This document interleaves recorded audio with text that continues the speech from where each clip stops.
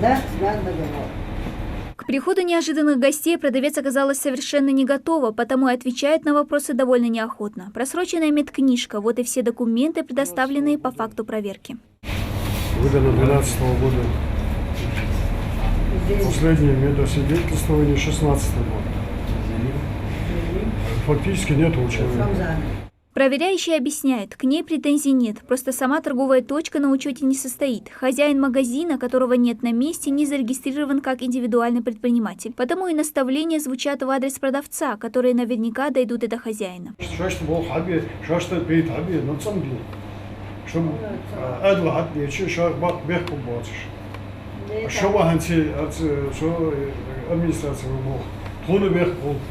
Из-за того, что нету порядка. Вторая точка проверки – кафе над магазином. История та же, никаких документов, плюс и проблемы с электропроводкой. Но темнота даже на руку сотруднику кафе, которая не спешит выходить из тени кухни. Санитарные книжки различные.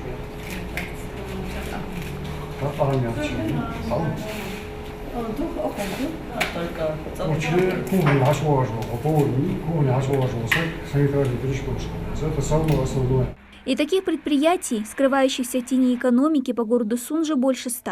Подобного рода рейды сотрудников администрации с налоговыми органами чуть ли не традиция.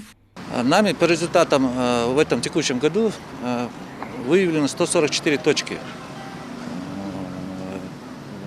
без постановки на учет и без получения патентов.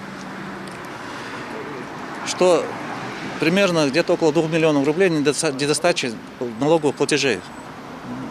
Муниципальный округ.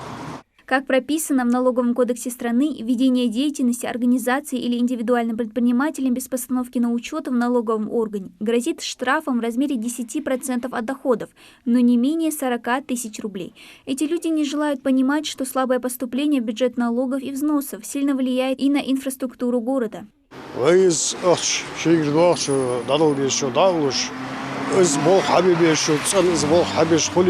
Вымох, кто говорит, хозбалар марка,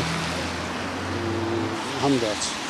Хождахай, вы бортудуш, вы хамхадиш хули, вы дизла, вы табачан, нормально хозмох побыл. Но такие разъяснительные рейды, по словам проверяющих, очень продуктивны. Многие из хозяев торговых точек прислушиваются к наставлениям и становятся на учет. Впрочем, есть и те, кто сознательно следует букве закона. Один из них – Егелани Ганишев. Свой продуктовый магазин мужчина открыл почти год назад. Сразу же встал на учет, получил патент и честно платит налоги, тем самым прикладывая руку к преобразованию родного города.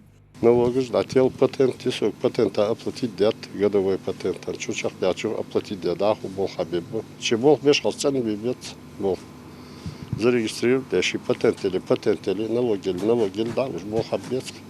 Сбешал сагугам отдать, а сбешал, да, проблемы, что ну худи дахал, худи санюш. Зарегистрироваться и получить патент на предпринимательскую деятельность, свидетельство на право занятием торговли, согласно закону, обязан каждый. Потому такие рейды сотрудники администрации совместно с налоговыми органами намерены проводить и дальше. Дана Плеева, Магомед Белакиев, Новости 24.